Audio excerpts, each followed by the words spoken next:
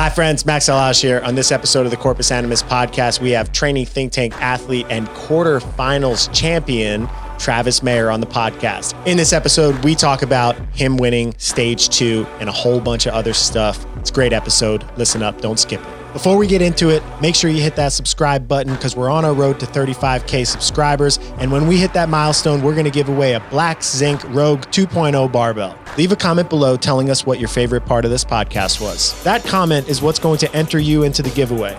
Once we reach that 35,000 subscriber milestone, we'll use a random YouTube comment generator on one of these videos where we promoted the giveaway to draw a worldwide winner for that bar. So all you got to do is be subscribed and comment below to enter. Train along some of the best athletes in the world at the sport of CrossFit. To get a free sample week of our current training cycle, head over to trainingthinktank.com/DSGN. Travis. Maxwell. Congratulations on a quarterfinals victory. Thank you. Have we started?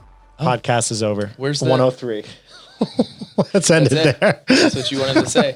We just wanted to highlight. Girl. We wanted to highlight your victory, but no one wants to hear you talk. That's fine. No, they probably do. Hey, I'm the cover now. Is that from quarterfinals? Is that the Djinn? The Djinn? Is that the Djinn? Is that from quarterfinals? That's from the quarterfinals. That's the Djinn. I think we should go with that. That sounds better.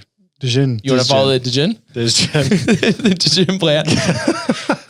In our elite Djinn plan, we have starting April 19th. My birthday. Is it? Is it really? Yeah. Happy almost birthday. Yeah. Because I'm going to forget.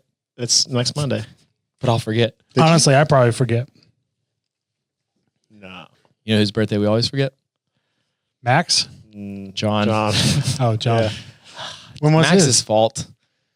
March 5th. Anyway, so you did something cool this week. Yeah. I But did. how do you want to, do you want a victory speech? No. Why not? You have nothing to tell the people?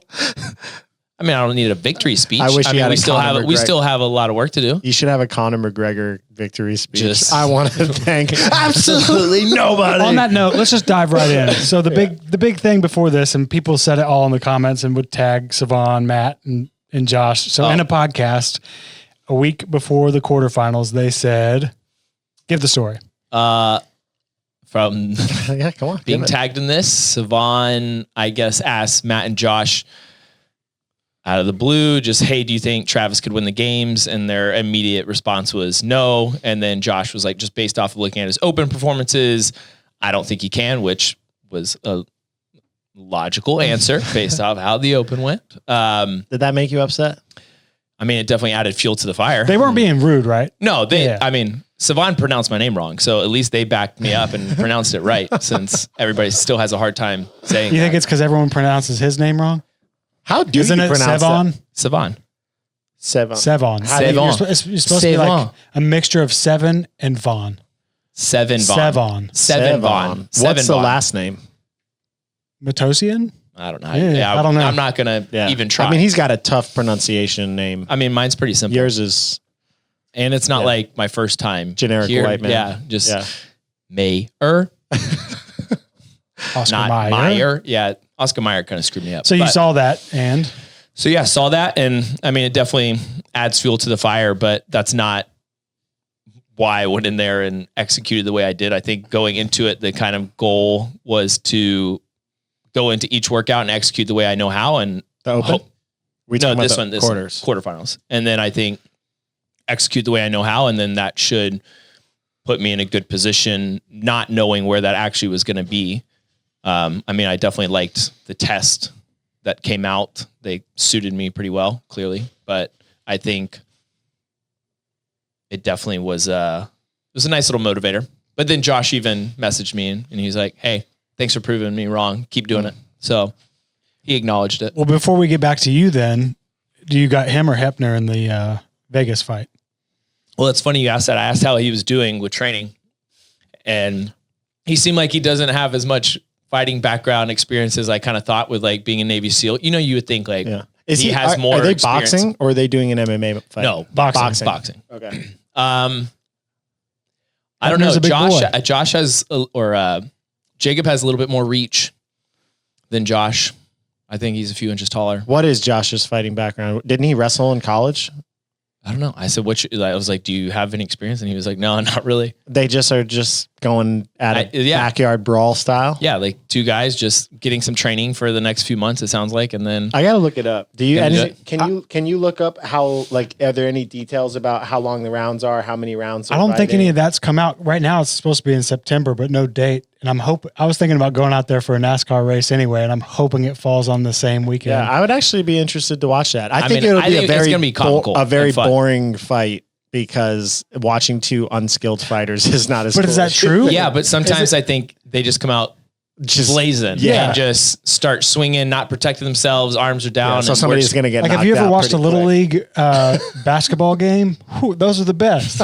They just run with the ball. Yeah. How many little league basketball games do you go and watch? Well, you've been to 5 NBA games since you've been here. You ain't been to no little league. Well, for a while I was watching. It might be a little creepy. Chris showing up in the stand. I was dating a girl with a son. Cheering with a big sign.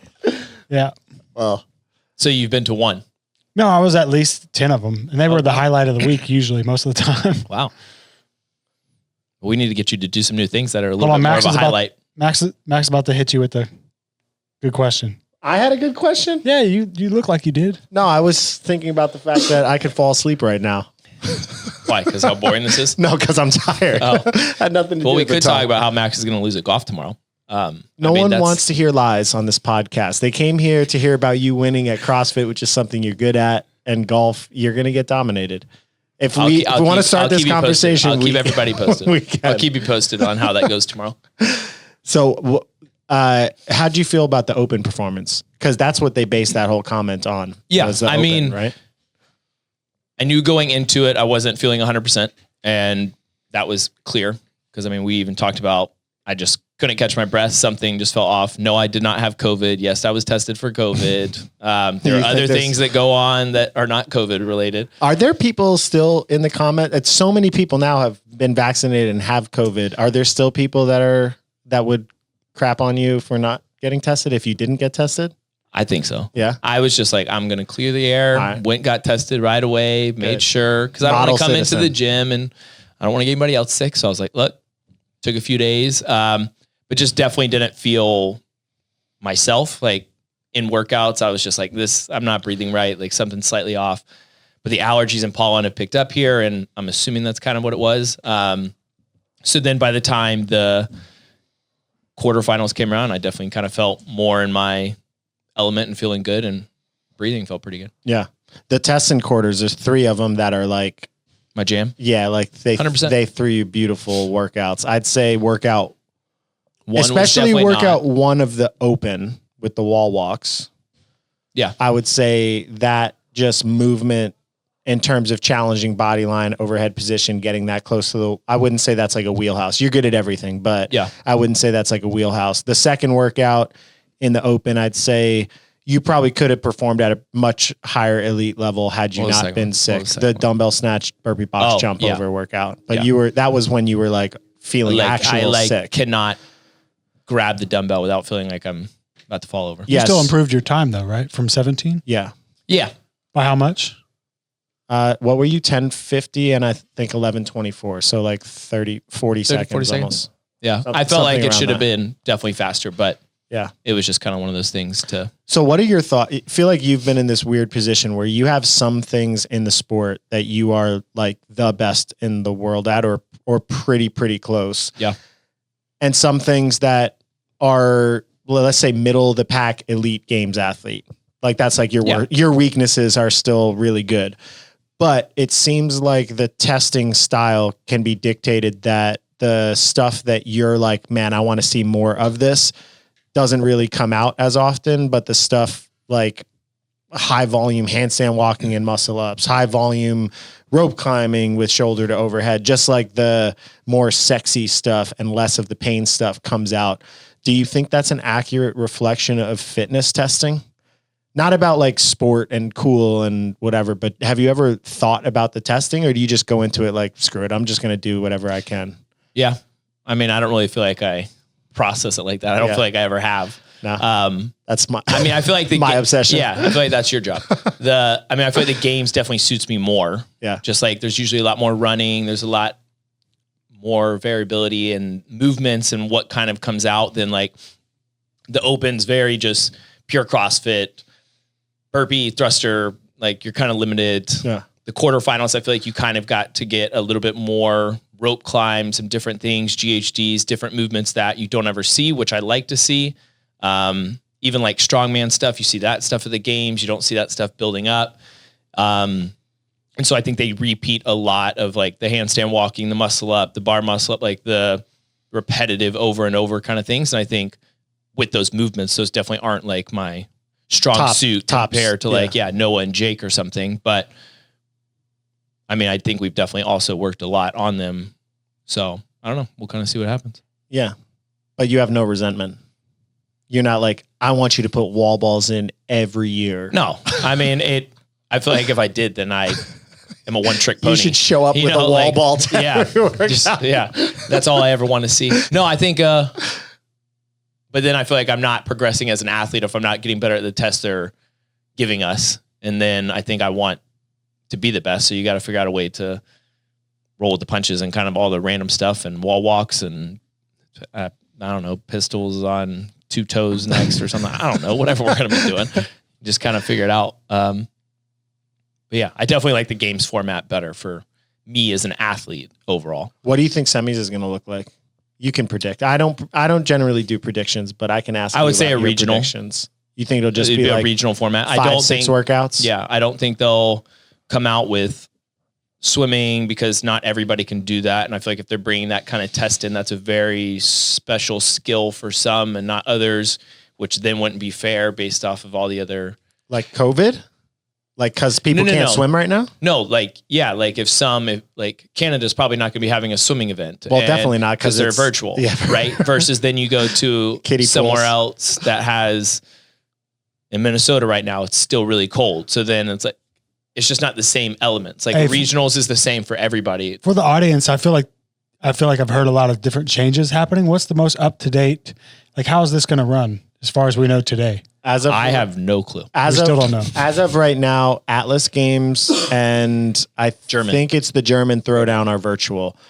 There's discussions that Netherlands is going to be virtual soon and that Brazil potentially could be virtual. I think the ones in the US will still run. And they're all different workouts. They're programming. Yeah. So apparently, when it was sanctionals, the CrossFit governing body, or I guess the company of CrossFit did not overlook any of the programming. Apparently in this year's season, they are going to have some sort of oversight or approval to make sure that there's some sort of balance in the testing. I don't know what that looks like. Top 120 in North America, top 60 in Europe. I forget what the numbers are in the other regions because that's where most of the people I coach are. If you are in that, basically you get distributed. And right now we don't even know how, but there are 4. Oh, so you don't get to pick. Well, we're not sure. They said that's what we said. They said you would get to pick, but I don't know how that looks. Yeah. Like, what if I want to pick Canada? Because I want to be virtual. Yeah. I'm not going to, but I'm saying, like, what if I did? Like, how does theoretically that work? You can. So that's the thing. I feel like there's still so much up in the air about like, where am I going to go? When am I going to go? You know what? Put that on your list of things to send. Oh, Bellner, I'm sending you the list of the questions right now. I did. I said information about stage 2 or stage 3. What's this list? Just about like questions, what we thought of the quarterfinals. Yeah, I guess. And if we had any questions about like the PFAA, like the Fitness Athlete Association. Oh, because Vellner's in charge of that?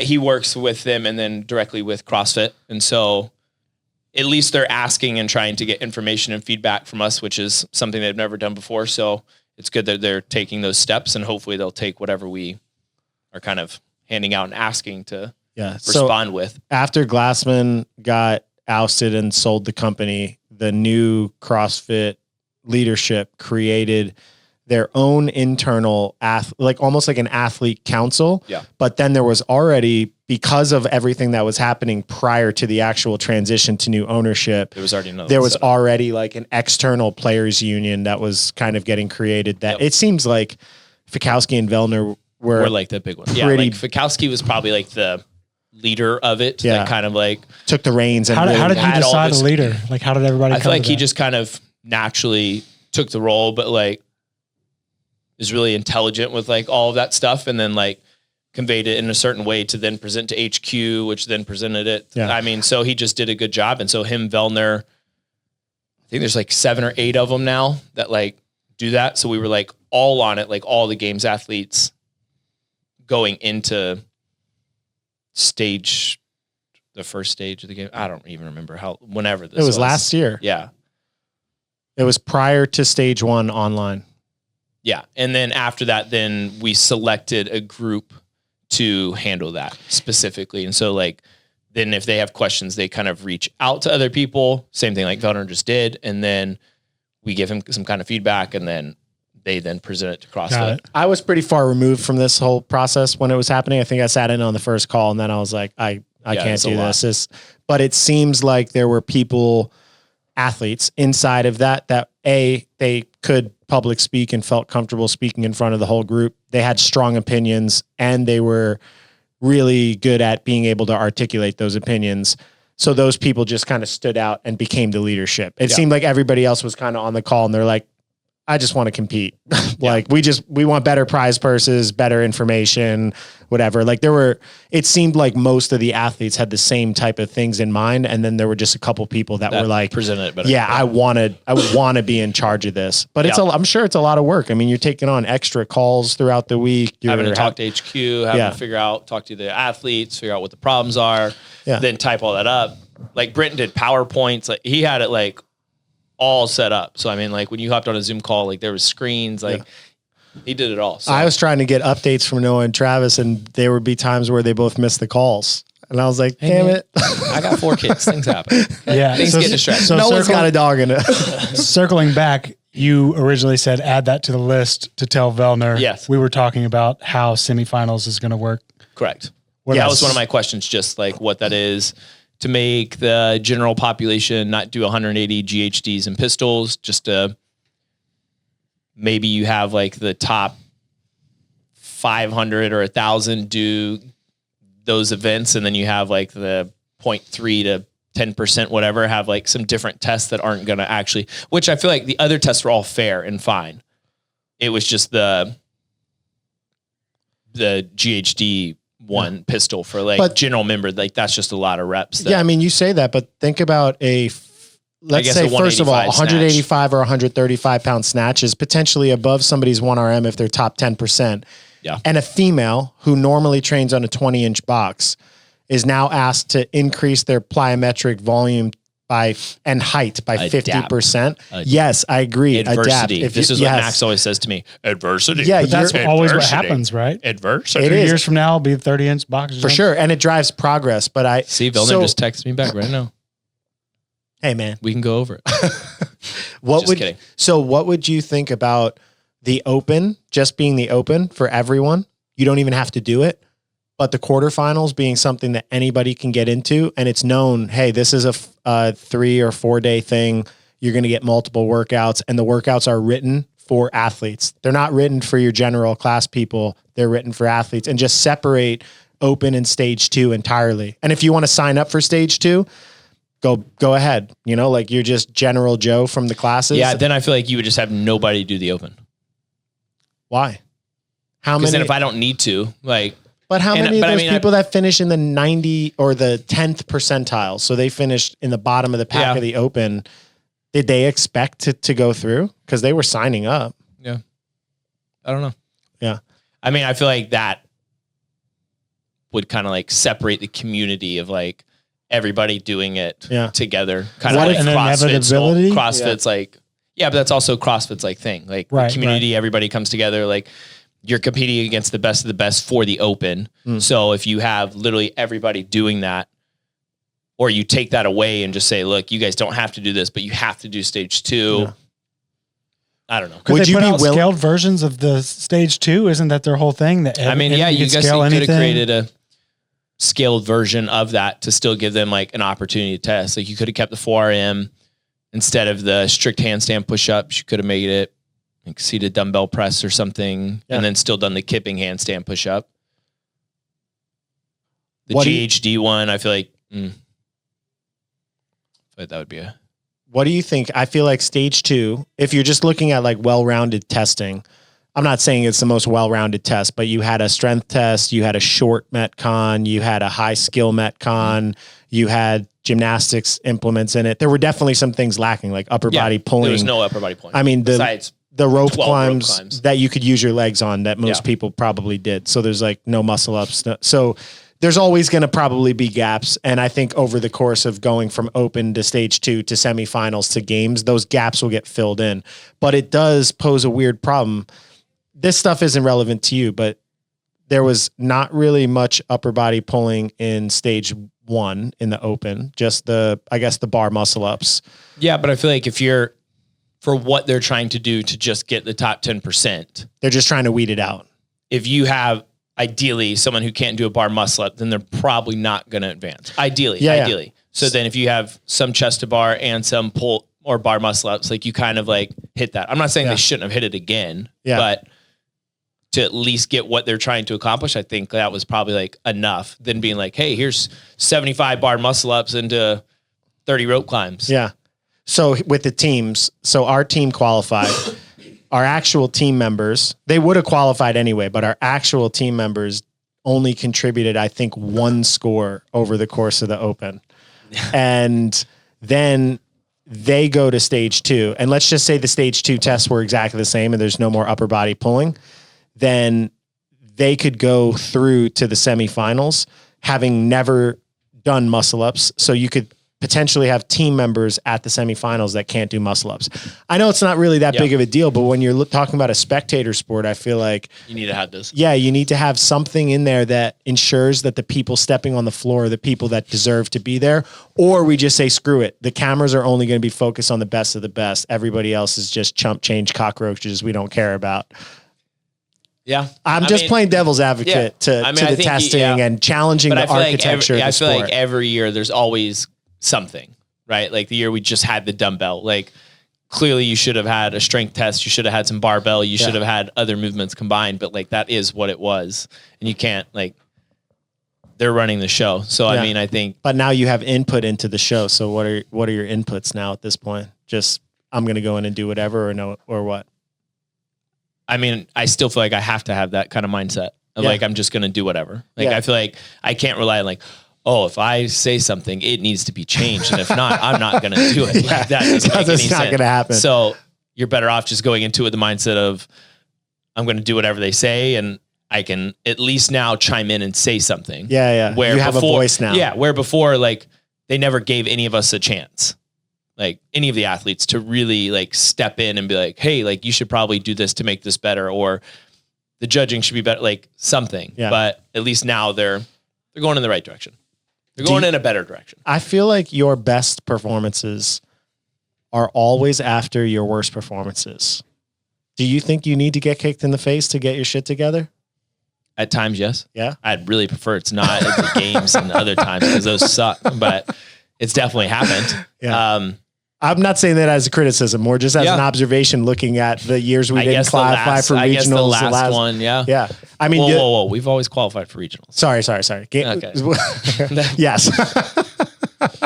Time out. Let's clarify that. When you didn't qualify for the games when they had the regional system, you would always have bounce back years. This previous year's in-person games was not your best performance. There were people we agreed. No. There were people that reached out to me that said, is Travis going to retire after this? Do you have anything to say to them? Look at the leaderboard. With 4 kids and a gym owner. Go look. That's true. No, I'm not retired and I ain't done yet. Just getting started. What are your goals? To win the games. All right. Did you hear that, Noah? Did you hear that over there?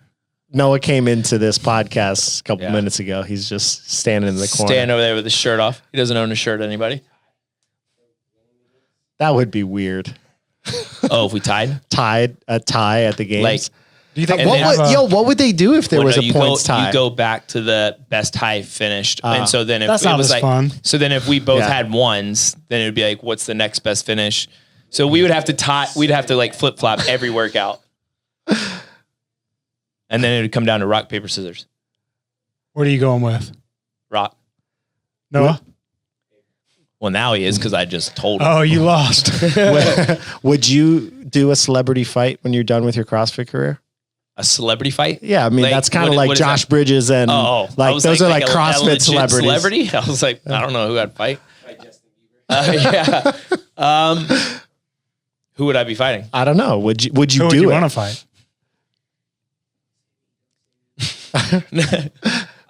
Who would you fight in the CrossFit world? You have an opportunity to call them out. I'll put some prize money on this if it's good. Whoever runs the media page and keeps getting your stats wrong? Yeah, I would fight them for sure. 100%. Yeah. That'd be the person you want to fight. Easiest thing to fix on your website. Because What are your I stats? signed up with one wrong email, or not a wrong email. Oh, so this is your fault? No. You would think like I'm the same person. I just use a different email account back in 2013 because it was like through a different gym. So we used a different email and they linked that games to that email. And they're like, yeah, we can't fix it. And I'm like, so like on my page, it says I've been 5 times where I've been 6 times. Oh, because that 1 year you Was made under it and so on they a were like, different yeah, email. you had a different email. And I was like, it seems like a pretty simple fix to go in there. Yeah. They had that same type of error with the team registration this year because I have Max at Training Think Tank email, my other email, and each one of one's registered for TTT CrossFit, one's not.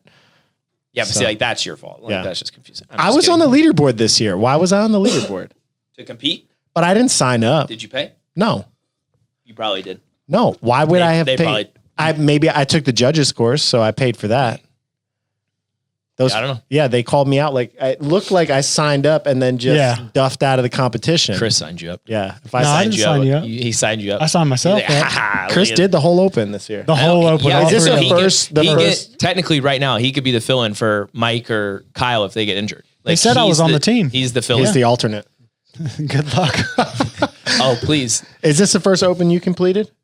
Where I entered scores, Yeah. And- but I've done. and I did you the 2012 and 2013. And you've In officially full? qualified. Yeah, all but the I didn't workouts? put scores in. But you paid? No. I did them, but I didn't like pay and put scores in. How did you feel about participating? Like actually just doing the open? Fun. It was it was fun to do it. Fun to be part of just join in with the crew. Yeah. But it kicked my ass that third workout, the thruster one. That was no fun. I mean, when you've just been doing bodybuilding for 2 years, just doing like basic cardio, that one sucked. Man, I would love to see you fill in. What did your Yeah. You were Just looking like at me when you said Kyle cramp up or something like and he's Chris, out. Chris, hand, put your Come camera in. down. You're in. I'd do it. Would you? If they like needed you, would you? I mean, yeah, just to make them tank. Sure. How did your members feel about the open?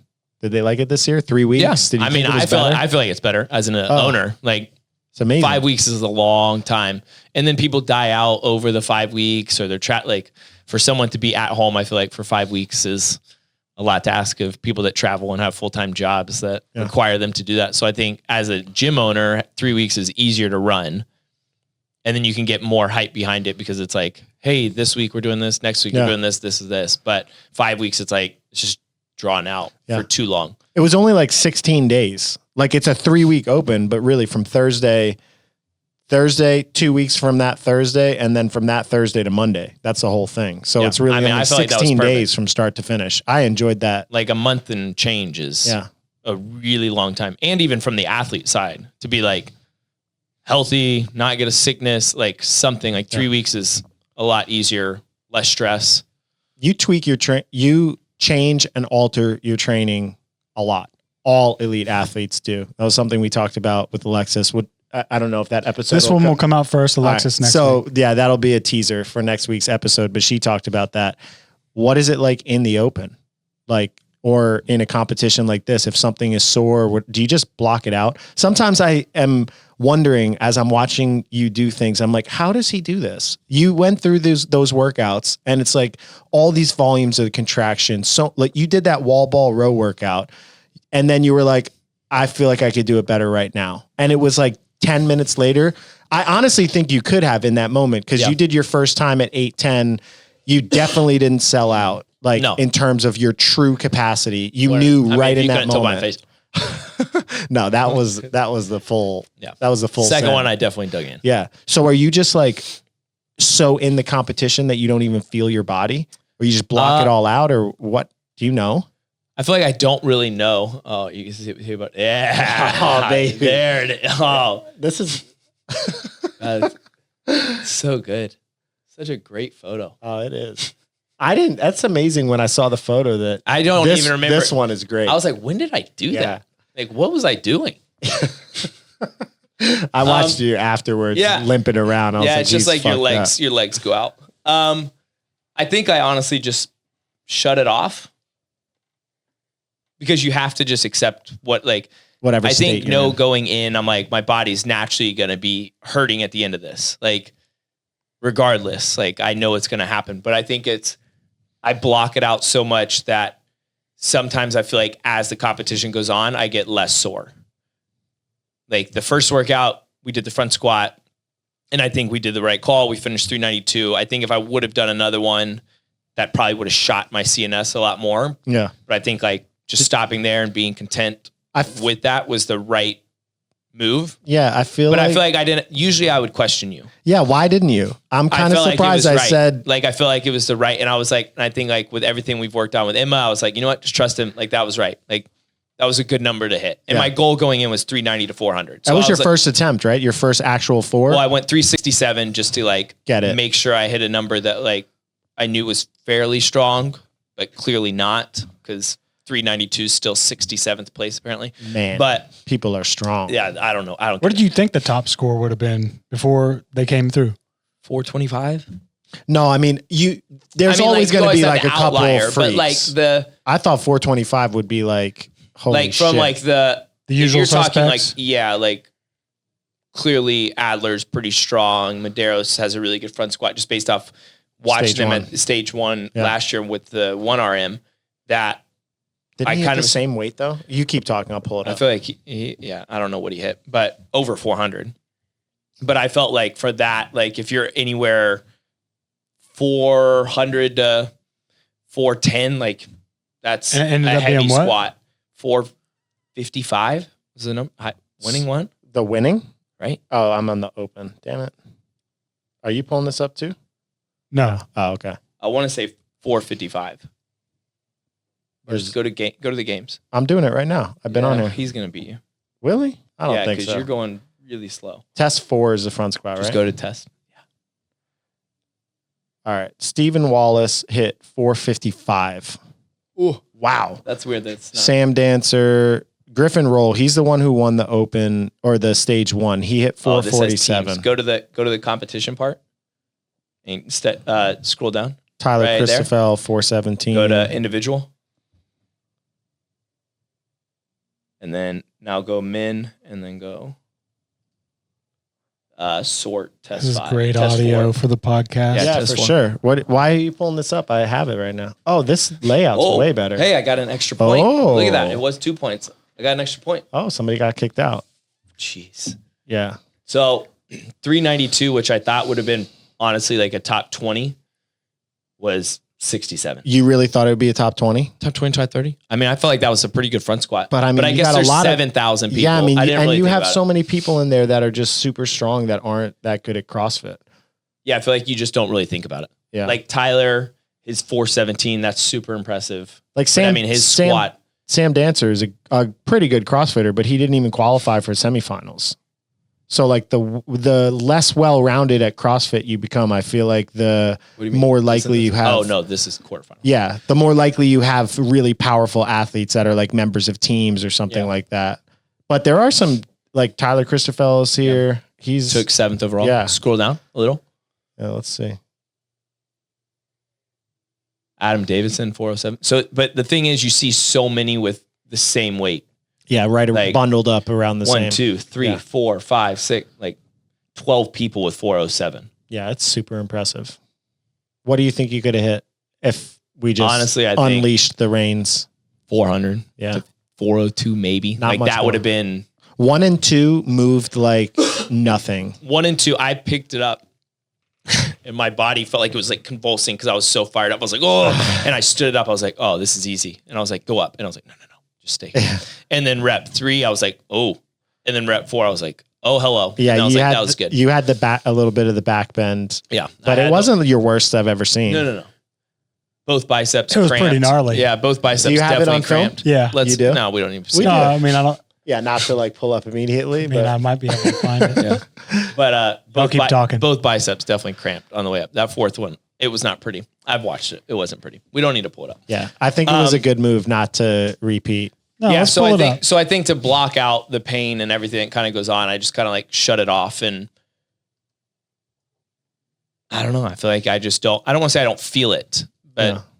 I kind of don't feel it. Like, I mean, I'm uncomfortable, and I don't know, maybe because I've done it for so long, I'm like, I know what my body's going to feel like, and I know I can kind of always keep going. Yeah. And it's not like, I don't want to say I'm not fresh, but every day is not like I'm fresh coming into train. Like, Yeah. I'm sore in weird spots. Like, things are tight. You got to take a while to warm up. So I think it's just kind of like, did I warm up enough? How did this feel? And then I think I just kind of go with it.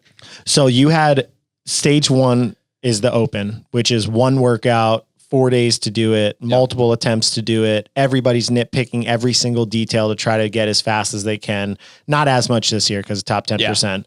Then you have stage 2, which is multiple tests, kind of like a combination of an in-person and a virtual, like open. Then you have semifinals. No audio. Talk us through right there, I could just feel it, and I was like, yeah, I mean, that's still moving real quick.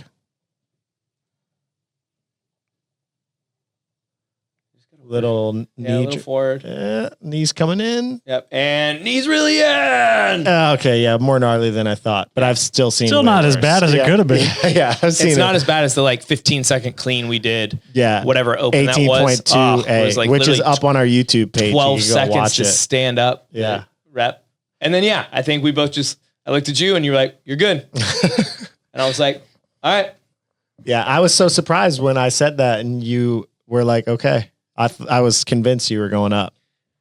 I think I just was. We're maturing. Yeah. Together. I think I just was like, all right.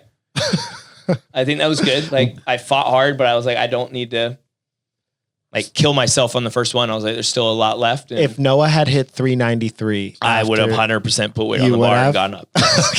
Now, wasn't there a front squat in stage 1 of the games? Yeah. What'd you hit on that? 417. Yeah. And it was just one rep. Missed 437.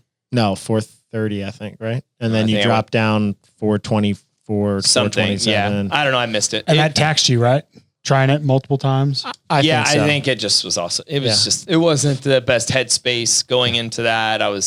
It just wasn't. This is an observation that I'll tell people in general after watching not just this competition, but competitions in general. Having weight selections that set you up for your last one to be a successful, positive experience does do something to your emotions leading through in the rest of the competition. Watching people fail and watching what it does to their demeanor, their confidence. If you can, I mean, obviously everyone's trying to make all their lifts, but try to operate within what you really think you can hit and end on a good one. I feel like that really does a lot It for helps. just overall. Like starting the event with that was definitely a one. Because even going in, I was like 390 to 400. Like, that's where I think I'm going to kind of hit. And then when I was like, Mike, what do you think? He was like 410, 415. I was like, I just was like, I don't think that's it. Like, I don't think, like, if it was back squat, a little easier to kind of like keep grinding, where like this will like tax your upper back, your whole spine a little bit more, just because like if you start to round. And you can't really hang on to the bar and breathe the same way as you can with a back squat, because it's like compressing the front. Yeah, of people your are like, ribs. you guys like speed squat it because it's like, I want it off. Yeah. Like, want to get the bar off. Where then I think once after I hit the 392, I was like, that was a good number to hit for that day. And I had a goal and like just be okay with like, that's where it was. And like, even if it's not where you were like, oh, I would like to hit 405. Like, all right, well, that's just not realistic right now. Yeah. So in the games, the front squat was tested right after Friendly Fran. How much do you think that plays a role? Like, what do you think this 392 would have been if the first workout was I also mandatory? feel like it's a different headspace. Why? from then to now. Like from Oh, when I you. went, Yeah, So I feel like from that side, it's just different. You just mean for you personally. Yes. Yeah, like it was just a different headspace of the events. Different you're saying preparation, if it was good a one-arm quality of front squat training. into friendly fan. I'm saying if this stage 2 right now, let's say they repeated a 4RM, but before it you had to do friendly Fran, how much do you think it would have impacted your number? Like, do you think how much that time do I get between? how much did you get in the games? It was only like, wasn't it a couple hours? It was a couple it was like hours? 9 to noon or whatever. You had that block. Oh, okay. So you had like a 3-hour block to the 2. Do you think it would have impacted your 4RM pretty substantially? I don't know how Say much. no and sound like a gangster. Yeah, no, I mean, I don't think that much. I mean, I think if it was like someone like 455, I don't think they probably would. I don't know. Maybe they could. I don't know. I don't feel like it would have been much different. Maybe 375 to 385. Yeah. Well, speaking of what? Speaking of which, before we started, we were talking to Travis asking, would you have liked this stage 2 if it was ran more like stage 1 of the games where they said, here's your 2 workouts for the day. Next day, here's your 2 workouts. What's your thoughts on that? I mean, I think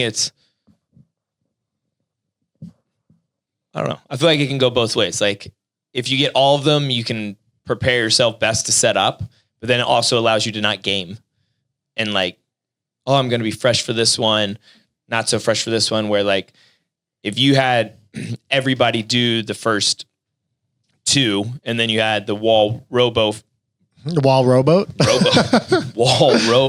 whatever. Wall ball row. Yes, thank you. Then into the 4RM, the 4RM would have been different for sure. Yeah, for sure. Because the fatigue from the pistol to the wall ball into a 4RM would have been completely different. Yeah. So what would you prefer? Yeah, so you're on the athlete council thing. If So you're right talking now, about the like right now, the health I would of have the been sport. like, hey, I want to see the all just because like then you can set yourself up to the best. But then I also think if you're trying to run it more like a competition, it's you do one, then you do the other, then you do, but then it's fair for everybody. I think you would perform. I mean, you won, but I think you'd perform relative to the field better in that format where you only have one attempt and there's subsequent fatigue. Yeah. I think that's something like you, Noah, Panchik, any of the people that are perennial actual games athletes on the individual side. That's what you do well. Yeah. Like you guys are just workhorses. Whereas there's people that I think there are probably people, if the CrossFit Games changed to a virtual competition, take out the cheating, but they just get to be in control of their own environment. They get to test the tests multiple times. They get to practice little details. They get to repeat. There's probably some athletes that have never been to the games that could be really good games athletes in that format. But when you say, okay, for sure, I feel like that happens every year during the Open. Yeah, but it could also be like, you have like the online people that in the CrossFit space, everybody kind of knows who they are, but they win the online events. But then when you get to in person, they're not as good. They take 40th. Do you think it's because of like cheating and controlling your setup, or do you think it's because of the pressure of everybody there and you got to do it at this time, not when you feel ready, but like your heat is starting right now? Yeah. I mean, I guess that would have to be it. Like they just don't handle the pressure well or know how to compete very well because clearly they have videoed and done the workout. So they clearly have fitness behind them. But I feel like that's also a part about being an athlete. Like LeBron hits the 3 when it's time and in the clutch situation like that. I mean, just think about public speaking. Even in like a small group of your own friends, you get like nervous. So I imagine if you're going to compete, it's those guys who haven't been out on the floor yet. And then you're under the lights in the crowd, everybody's watching, the nerves take over. Yeah. Versus I feel like just zoning that out. I feel like then this brought this back to the front squat because I made sure I didn't watch anybody front squat when we were doing it. Before you started? When we were going. So like while Kyle was going, Jordan was going, no, I made sure I wasn't watching any of them. Did you close your eyes? Yeah, I just looked down. Oh. Because I didn't want to know if they failed or missed. I was like, just keep your focus on you. Wouldn't you know if they missed? Yeah, but I think like visually seeing how hard someone could struggle during it can like psychologically be like, ooh, this is probably going to be a harder set than like you might think, where like I was like, just keep your head down, don't even look at them. And then when I was done, then I watched. But during it, that was something I feel like usually I would sit there and like watch what this person's hitting, what's this person hitting, and then it would play in my head like, oh, maybe you have more in you than just like make my jumps the way I want. And then it paid out. I watch you guys lift because then I imagine that I could do all the things you're doing. I mean, you used to. It was really impressive. Just I mean, like a couple cool. strength metrics. I mean, it was cool though. Yeah. And then you can't now. Yeah. All right. Well, back to you. So I was in the middle of the question. You have the open, which is like completely virtual. Yeah. This is just kind of like virtual, but you have a time deadline sequence, multiple events in a short window. So it's kind of like a multi-day competition. Then you have an actual in-person multi-day competition, which is semifinals and the games. What's your favorite part of the sport? The games. So if that's the favorite part of the sport, do you think there's a way that you could restructure it so that way some of the earlier stuff isn't part of it? Or do you think for the forever from now in the sport of CrossFit, there's always going to be that preemptive, like digital side of the sport that gets you to the event that's really the pinnacle of what almost everybody is training for, is for that big. I mean, I think over the time they'll evolve to have a better format to find just the fittest. Yeah. Like I think the open's great for like gyms, affiliate owners to get the community involved in like competition, and build a fan base. Yeah, those like people, everybody's like, oh, who did this person do? How'd they do? But I think as like a professional athlete, not saying it's irrelevant, but if you're at the top, like the open's kind of just, I need to do these workouts just to get to the next stage and then to the next stage, where if you already kind of have an idea that the top 50, you kind of know who they are of going to qualify and they've earned their spot. I feel like you could bypass to a certain point. Not saying like you don't, I don't know. I guess you kind of deserve to be able to like bypass that point, and then like at the in-person events, then you start. Let's say they put in a rule that said if you finish in the top 20 of the games in a previous year, you automatically get a bid to the games in the next year. You don't have to do anything else. I'd say top 20 is too much. Okay, well, let's just say it was top 20 and you finished in the top 20. All right, give me a number. You stubborn ass. Top 5. All right, you finished top 5, you qualify to the games the next year. Open comes around, you just stood on the podium. Are you doing it? You doing the open? No, you're not. If I knew I automatically qualified to the games, you didn't again, have to. Yeah. No, because I'd keep training the priority. Okay. Quarterfinals. But depending on what test, quarterfinals workouts come out, are you doing them? I feel like I would do some, but just not like in the time and whatever. You just do them. Yeah, I would think so. Yeah.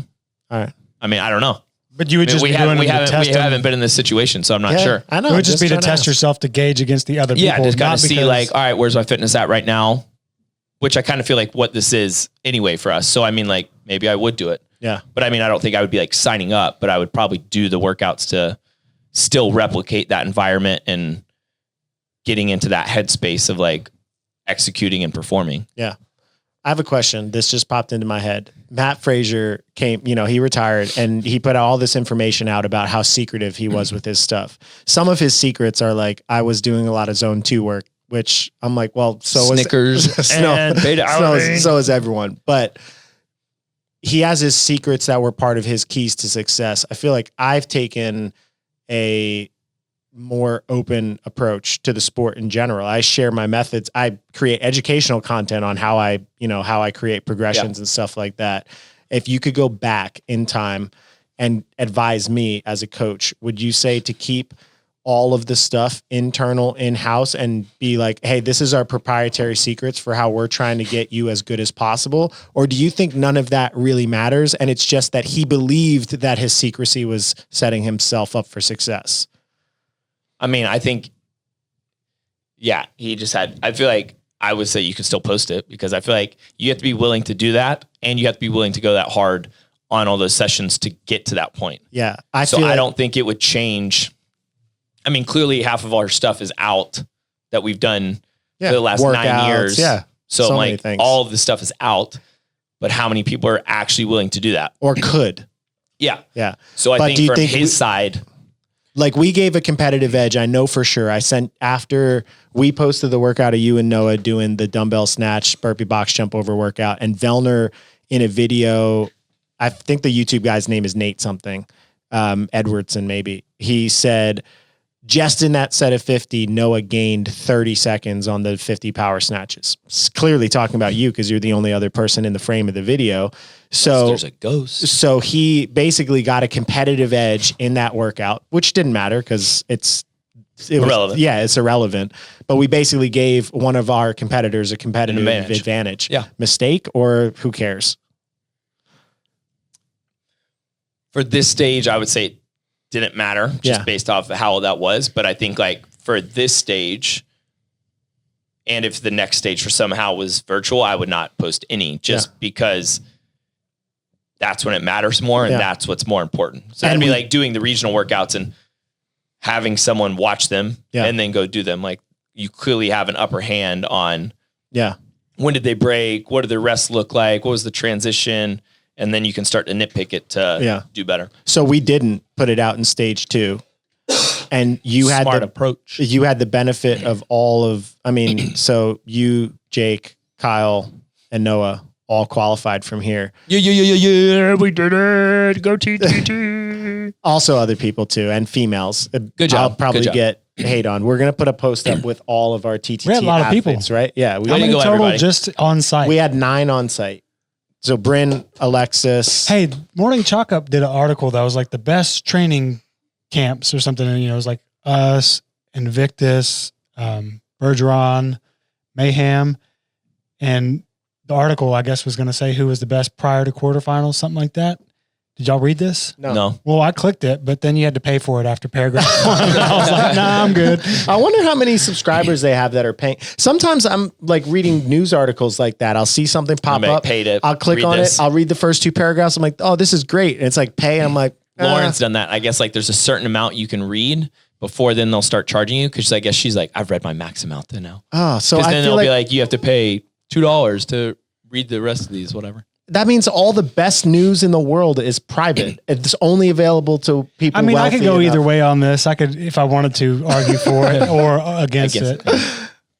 I forgot what I was talking about before. 9 people that qualified. Alexis. So do you think that it helped you win having the other people here and having, because you got the competitive advantage of having training partners that you could, like, that race in that 4-person handstand push-up, double under, power clean workout definitely pulled you to go faster than you would have solo, because Noah and Jake moved took 1 and 2 in the world. Yeah, they moved. So, I mean, I think, certain tests definitely do, but I also think other ones don't necessarily. Like, for me, the row wall ball, like, I knew I could go sub 8, and then the fact Kyle got me by like 3 seconds, I was like, okay, well, I'm definitely doing it now. Because, but again, that push you might have been okay with saying. But I already told you beforehand I wanted to go sub 8, and I was already questioning that beforehand. So it just was it was an immediate response for me to be like, okay, I'll do it.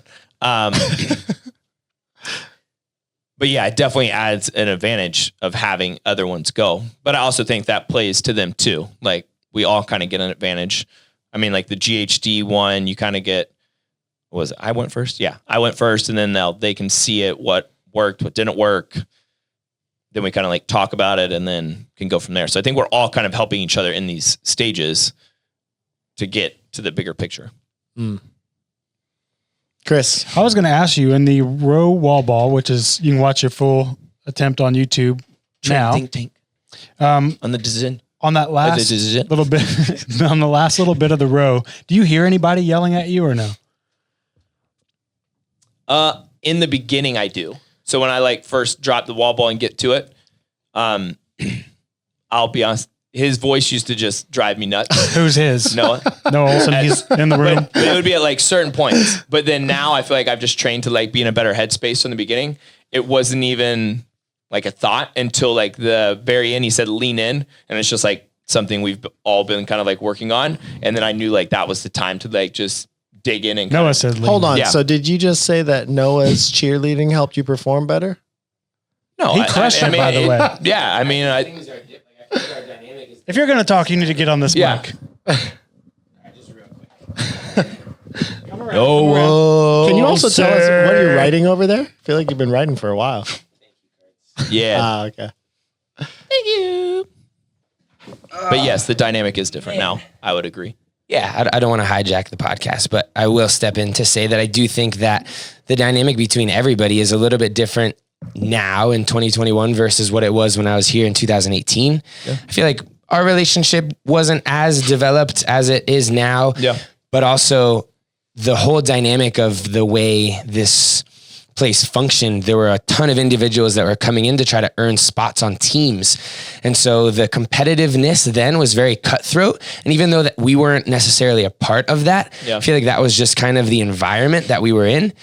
Now it feels like the competitive environment is a very supportive competitive environment. We want to see each other all succeed. We all want to do better than one another, but we want to win together. So I don't know. It's just a different feel, and I think it feels good. I agree. I think also just more maturity and understanding of what it takes and better communication, just all of it. So whereas back in the day, me cheering for you was maybe annoying because it was like we were so headbutting, trying to win. Now it's like, hey, we know we want each other to succeed. Like if I don't win, I want you to win. If you don't win, you want me and Jake and Kyle to win. So it's different. I'd agree. I think that's good. probably what it was like back then. It was just, I mean, even when you first told me he was coming on board, like it was like, ooh.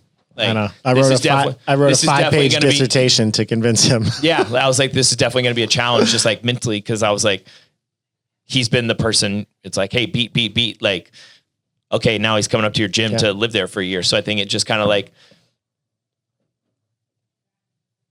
I don't want to say like stepped on toes, but it was definitely like, this is definitely hard to like wrap my head around and be like, okay, I'm okay with this. Yeah. Where like, I think secretly